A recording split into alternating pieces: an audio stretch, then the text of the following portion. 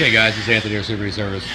I made a video a minute ago. I got a couple of emails that kind of, they sent me some links to some stuff. I was like, really? But let's get back to what we do. Quit worrying about anything else. This is Codys truck. It's 04. Came in, had wiring issues. Actually had just annoying issues is all it was. I mean, wiring, it was already studded, and you know, you wind up, I see a lot of stud jobs where they wind up cobbled. They wind up, you know, it leaked oil massively. It was an oil leaker, and the transmission was out. Hang on, let him stop blowing back there. But the transmission was out too. Probably should have painted the case up, but we didn't. This Nichols here in Grain Valley actually built that. It's got a billet shaft and torque converter. It's got, I'm not a transmission guy, I don't know, but it's built transmission. So we went through this one,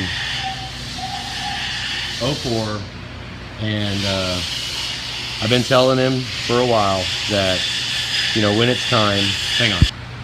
All right, hang on.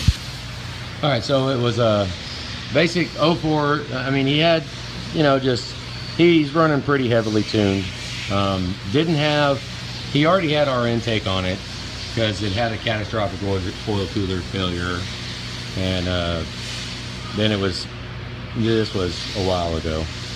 We didn't go in and fix that, but we had to go back in. We've had to go in a couple of times just to do random stuff here and there.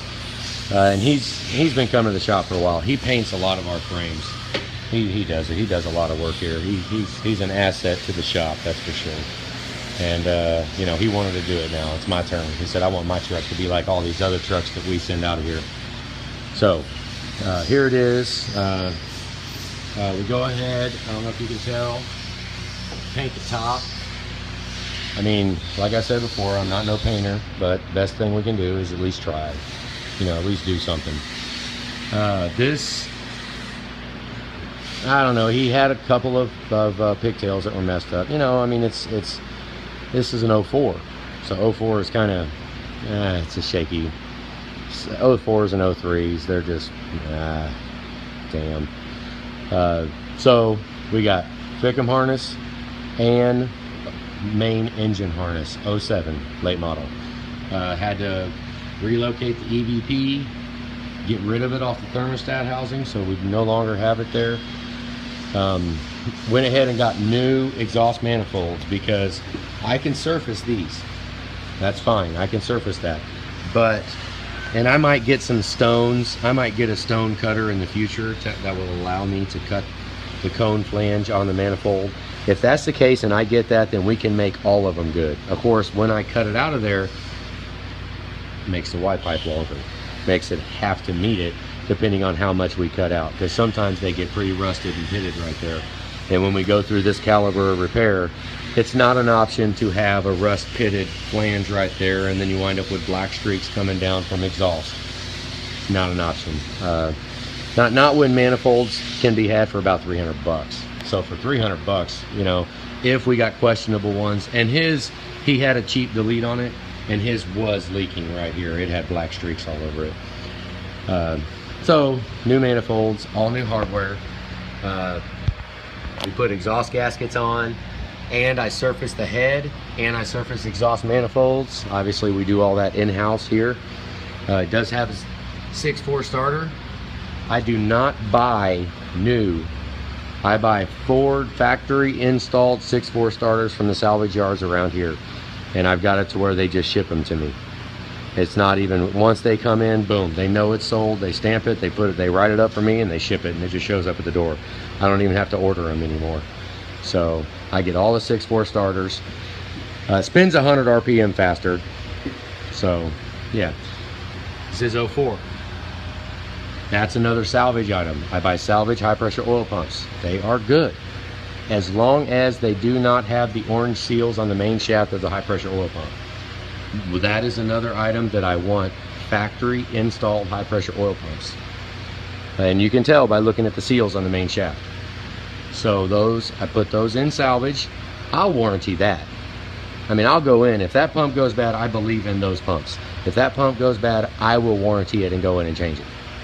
So, I mean, the starter is one of them where, I mean, if the truck functions as it should, you're not going to lose the starter because it starts quick, you know, very rarely. Most of the time, starter failures come from drivability issue that causes the engine not to start and overuse of the starter. That's where starters go. So right here, that starter probably be the life of the truck. Put our Vibrant Y pipe on and our own. We make all this and our up pipe. The up pipe is out of OEM flanges. We never have a problem with the connections on OEM as long as they're cleaned and assembled properly. They're good. So all new exhaust hardware. That hardware is pretty expensive too. By the time you buy all of it, pretty expensive. But you do not want to do a delete that has just a stamped piece of metal right there that has this style down here. Tighten it up, it'll deform it. It's just, yeah, we don't want that. We don't do that. So yeah, we make our own Y pipes. He did get a full set of injectors. And most of you know that when an injector goes in a bore in this shop, it is a Ford reman. It's from Blue Springs Ford, 2-year warranty. That's, yeah, we don't do no aftermarket injectors. It's not an option. I don't put them in. I don't believe in them. Nobody's going to warranty like Ford. Nobody's going to take care of me like Ford if we have an issue. So, not an option. We did do a Power Max turbo. And I've always told people, and like I told Cody, I mean, if you have an issue with a turbo that you purchase online, honestly, it's got to be a massive issue because it's your baby. You buy one online, and I don't have a turbo hookup yet. Any of you guys out there know somebody that's a salesman for Garrett that has a hookup? Have them call me. I do not have a hookup for Garrett that I'm comfortable with. I mean, I have a couple of people that sell them, but if you have any kind of issue, like I've had a couple before where it's broken, the connector on the VGT solenoid is broken. It's your baby. They're not gonna, they're gonna be like, oh, you must have broke it. I mean, they're gonna blame everybody else. So you buy something online, it's your freaking baby. You're gonna lose in the end if there's an issue. But with that said, we don't have much better option, especially price-wise. Normally, the online sellers will beat the price of anybody local. But with that said, a lot of our customers would pay more if I had a supplier that we could rely on. Now, also with that being said, the Power Max turbo is a very resilient turbo. It will last. It is not a piece of junk. You're going to probably get more miles out of that Power Max than you're going to get out of a stock turbo. I mean, it's just, it happens. It's a full bearing. The thrust is a full thrust washer. You know, the freaking whatever. Those of you that have been in it know what I'm talking about. The exhaust, we got big exhaust here. I eliminate this clamp. Yeah, you look at my welds. I don't know. They're not all that good. Whatever. I don't weld for a living. We did also put, if you look here. Oh, it's not going to focus. Put a driven diesel regulated return on it. I like this. Look at this, guys. We got that massive ultrasonic cleaner. This was an oil leaking son of a gun. It was nasty. So I have an ultrasonic cleaner. I don't know if you can see this. Let me focus. I don't know if you can see this, but I haven't bolted it yet. I wanted to look at it. I mean, it's freaking pretty. Like I've been saying, you could pour macaroni and cheese on it and eat it. It's clean. We also gator back belt. Sorry. This was an actual, we rebuilt it. Put a gator back belt on it, put a coolant pump on it, putting a fan clutch on it. All the coolant hoses got replaced, even the hoses up there. We also disassembled the HVAC box because I think the heater core was partially clogged because of oil cooler operation milkshake. It had milkshake. So, you know, you can blow and you can do whatever and probably get it clean, but no harder than it is, especially when we're taking it all apart. we went ahead and replaced the heater core. I think it's like $100, you know, so we just replaced it. I did clean out, completely disassemble and clean the HVAC box. Evaporator core, a lot of times these evaporator cores will get dust and dirt accumulated on it, and all the air for the HVAC system in the truck goes through the evaporator core before it goes through the heater core. So if the evaporator core starts to get accumulation of dirt and dust and hair and all kinds of crap, it will physically limit the flow of air that comes out the vent. So went ahead and did that. New heater control valve line. Anytime I do a heater core, I replace both hoses. Replace them both. That hook to it. I mean, it's just not worth it. Not for the up there. Not for the cost. It's not worth it. What else we got going on in here? We did a 10 over. Basically, we did not have to rebuild this engine. We didn't have to. It's got 140,000 miles on it. Lifters were, you know, we could have ran for a little while with them. I mean, we could have, but it did leak oil, annoyingly. Cody will tell you his phrase has been, he's never owned a truck that didn't leak oil. So, you know, hell yeah, he's gonna now. But when we pulled the cylinders off, I think I got a video of it, I don't know. At the top of the cylinder, where the top compression ring is damn near at top dead center, it had kind of wore away, all the cross hashing was gone, and we kind of looked at it and we slept on it for a night. Was like, well, what do we do? Do we want to ride with it? You know, I was like, well, will it run? Yeah, it'll run. Then the other question is it right? You know, is it something, when you go this far, it's more to disassemble the engine and bore it and deck it and do all that, but while we're where we're at, it's not substantially more. You know, you're probably looking at about maybe $2,500 to $3,000 more to rebuild the engine than to just do lifters and oil seal. You know, something like that, 3, maybe 4, depending, who knows. We did balance the rotating assembly also. Meshmeyer does that balancing for us. He's good at it, he does it. So we have him balance it, match the pistons, match the rods. When we did hone the cylinders, I've got all Rottler equipment back in the back. We actually machine here. When we did start to clean the cylinder wall, see, we've got between 1.7 and 3.6 thousand cylinder to piston to cylinder wall clearance. So we've got a little range there. You know, if we can take half to 3/4, you know, 5/10 to 7/10 off of the cylinder wall, maybe even 1/1000 off the cylinder wall, then it'll work. This one took us to about, I think it was right at the limit, 3.7. I think a couple of them actually went to 4/1000 piston to cylinder clearance before, where the cross hashing disappeared at the top of the cylinders, before it disappeared. So we was pushing it. You know, and then the pistons, we had issues with the pistons. They wouldn't balance out. A couple of them were too heavy. So we wound up just opting for go ahead, cut it out, get the piston to cylinder clearance where we want it, and go 10 over and get a set of pistons. You know, because originally we was going to just re-ring it. We was going to hone it. I've got an ultrasonic cleaner back there that knocks out some pistons. It will clean them up good. We was going to re-ring it, re-bearing it, put it on the road and go. But, you know, the issues with the cylinder clearance and then the piston being out of the weights not being right, it kind of did us in. Hell, I don't know what else we got. Did go ahead and put a fuel pump on it. His fuel pump was making massive amount of noise. It was sounding kind of freaking crazy. I don't know, I mean, got our intake on it.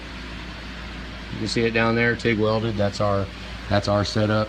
I got a video way back I took a while ago of those being machined on a Milltronics mill.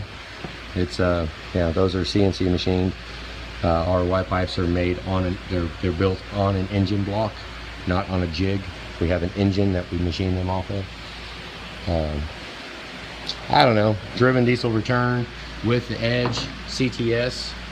I went ahead and put a 90 coming out of the regulator, and that's where we're going to get our signal for the fuel pressure.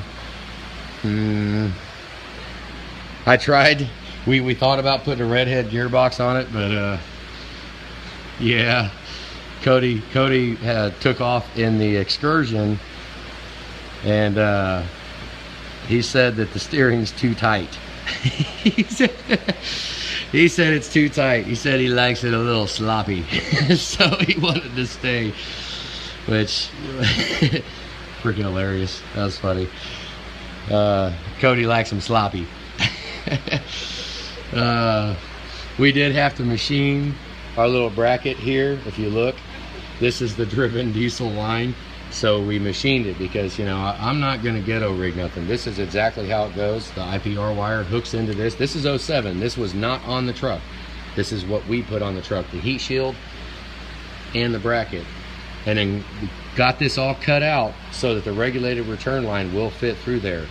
Now, the one thing I'm concerned with, those of you know that I don't do a lot of aftermarket stuff. I like the concept of this regulated return on the fuel system. Hell yeah, I like the concept. If for some reason, which I doubt, I mean, we never have the issue, but we always got to think ahead. If we have an IPR valve issue, hopefully we can get to it fairly well with this line in the way. I told Cody he's going to stick his hands down in there if it's but the kit seems pretty good, you know. I think they probably should include, they should have one of these machined, and they should sell that with the driven diesel kit.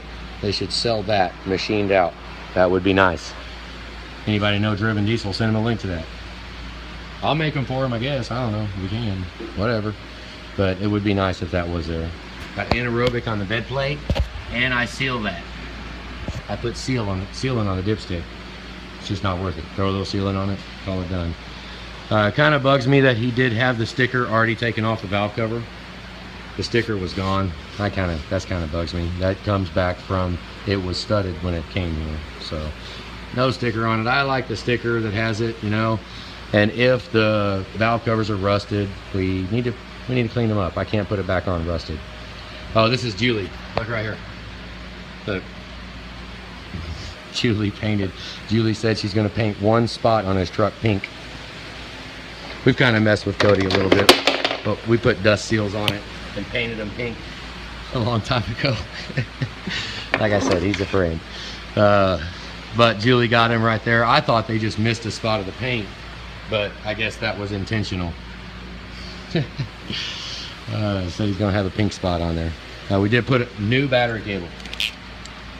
That is a very efficient part to put on the truck. You need to do that. It's like 120 bucks or something like that. It's cheap. It's 120 from starter to battery with the remote start wire in it. It's a must-have. I mean, of course, it's freaking no-brainer.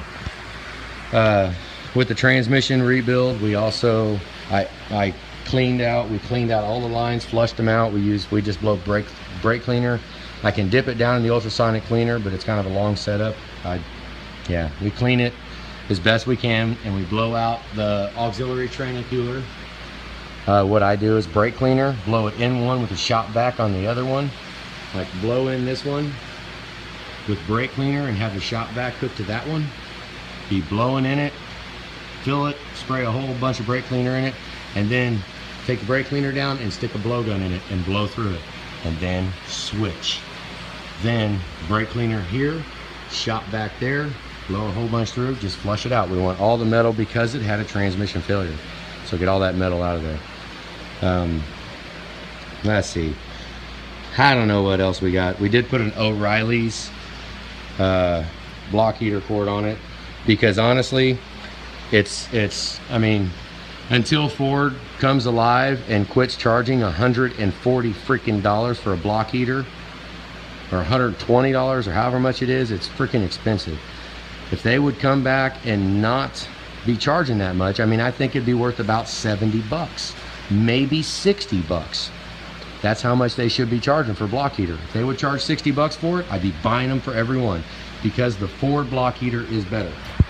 Okay, the Ford block heater comes with all the wire loom, all the push pins, everything needed to attach it to the battery cable and to attach it along the frame here and run it over the top.